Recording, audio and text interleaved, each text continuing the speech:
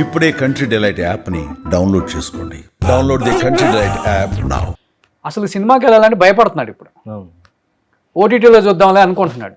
కానీ పెద్ద హీరో కదా, మనం ఇష్టపడే హీరో, థియేటర్లో బాగుంటుంది కదా ఆ ఎక్స్పీరియన్స్ అని కూడా వెళ్ళే వాళ్ళు కూడా ఉన్నారు.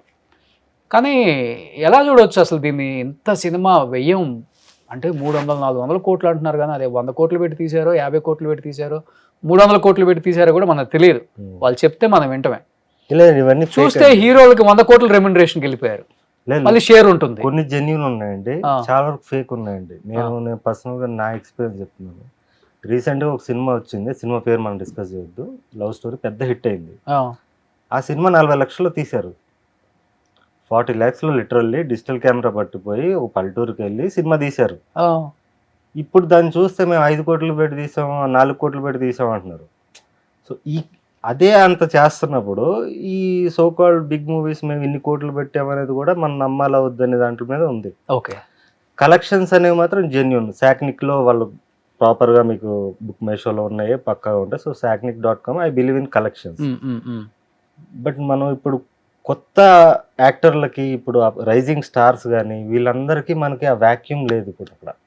ఓన్లీ బికాజ్ ఆల్రెడీ ఎస్టాబ్లిష్ అయిపోయిన వాళ్ళు, ఒకప్పుడు సమానత్వం ఉన్నప్పుడు స్టార్లు అయిన సోకాల్డ్ స్టార్స్ ఎవరైతే ఉన్నారో వాళ్ళు ఇప్పుడు బ్రాండ్స్ కింద అయిపోయారు. అవును, బ్రాండ్స్ కింద అయిపోయి నువ్వు 2000 రూపాయలు టికెట్ పెట్టినప్పుడు ఫ్యామిలీ వస్తే 10,000 ఖర్చు అయిపోతుంది వాళ్ళకి. 10,000 ఖర్చు అయిన ఫ్యామిలీ మళ్ళీ పండగ దాకా సినిమా చూడరు. చిన్న సినిమా వచ్చినా చూడరు. అసలు ఇంపాసిబుల్. 200 మదానికి రండ్రా బాబు అన్న చూడరు. ఎక్స్ట్రాడినరీ అని బీభత్సమైన మార్కెటింగ్ అయిపోయి హిట్ అయితే కనుక అందులో కూడా ఒక సెక్షన్ ఆఫ్ పీపుల్ వెళ్తున్నారు. అవును, దానివల్ల వాటికి రెవెన్యూ వచ్చేస్తుంది. బట్ ఈరోజు సినిమా వారం మనం థియేటర్ల ముందుకు వెళ్ళే కుర్రోళ్ళు, కాలేజ్ స్టూడెంట్లు ఉండట్లేదు. లేబర్ కష్టపడి డే అంతా పనిచేసి నైట్ థియేటర్కి వెళ్ళి జనాల మధ్యలో చూడాలనుకునే వాళ్ళు ఉండట్లేదు. జనాల మధ్యలో చూసే ఆనందం వాడికి తెలుసు. ఇప్పుడు మనం కూడా మనుషులే కదండి. మనిషి అనేవాడు ఒక సోషల్ యానిమల్. సో జనాల మధ్యలోనే చూడాలనుకుంటాడు. వాడు చంపుకుని యూట్యూబ్లో, ఓటీటీల్లో, పైరసీలో చూస్తున్నాడు తప్ప దీనికి ఏం అలవాటు పడలేదు. స్టిల్ వాడు జనాల మధ్యలో చూడాలనుకుంటాడు, కానీ రీజనబుల్ రేట్స్ లో రావాలి. ఇండస్ట్రీ వాళ్ళు కూడా ఐబొమ్మ చూసే వాళ్ళు ఉన్నారని ఆర్జీవి గారు మొన్న ఒక ఇంటర్వ్యూలో కూడా చెప్పారు. అంటే గవర్నమెంట్స్ తీసుకోవాలండి. సినిమాటోగ్రఫీ మినిస్టర్లు అంటారు కానీ వీళ్ళు ఏం చేస్తారు నాకు అర్థం కాదు. సినిమాటోగ్రఫీ మినిస్ట్రీ అంటే ఏంటో వాళ్ళు తెలుసుకొని they have to take action. ఇప్పుడు పేదవాడికి, మన సామాన్యుడికి మనం ఎంటర్టైన్మెంట్ దూరం చేసాము. దాంట్లో గవర్నమెంట్ పాత్ర కూడా ఉంది.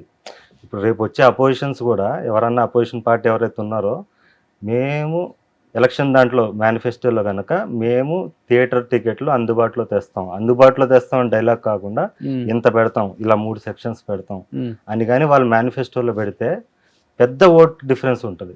ఇక్కడి నుంచి అక్కడికి ఎక్స్చేంజ్ 100% ఉంటుంది. అవును, అది స్టాండ్ అయి ఉండాలి. అది గవర్నమెంట్స్ రియలైజ్ అవ్వట్లేదు. మనం పేదవాడికి మనం ఎంటర్టైన్మెంట్ దూరం చేస్తున్నాం, మనం పెట్టుబడిదారులను మనం ఎంకరేజ్ చేస్తున్నాం అనే ఆస్పెక్ట్ వాళ్ళు మర్చిపోతున్నారు. అది వాళ్ళు రియలైజ్ అవ్వాలి. అవును, ఇప్పుడు వాళ్ళు వచ్చి సినిమాలు చూడరు, థియేటర్ దగ్గర పరిస్థితి ఏంటనేది వాళ్ళు వీళ్ళు ఏం చెప్తే నమ్మారో, లేకపోతే వీళ్ళు ఒక షేర్ తీసి ఇస్తున్నారో వాళ్ళకి కూడా తెలియదు. జరిగిపోతుంది లోపల ఏదేదో. ఇదంతా మారాలండి. అవును, నువ్వు ఎన్ని కోట్లు పెట్టి తీసినా, నువ్వు పాన్ ఇండియా తీసుకుంటున్నావు, పాన్ వరల్డ్ తీసుకుంటున్నావు కదా, వేరే చోట తీసుకో డబ్బులు. నీకు ఆ డబ్బులన్నీ ఇక్కడే వసూలు చేయాలంటే ఎలా?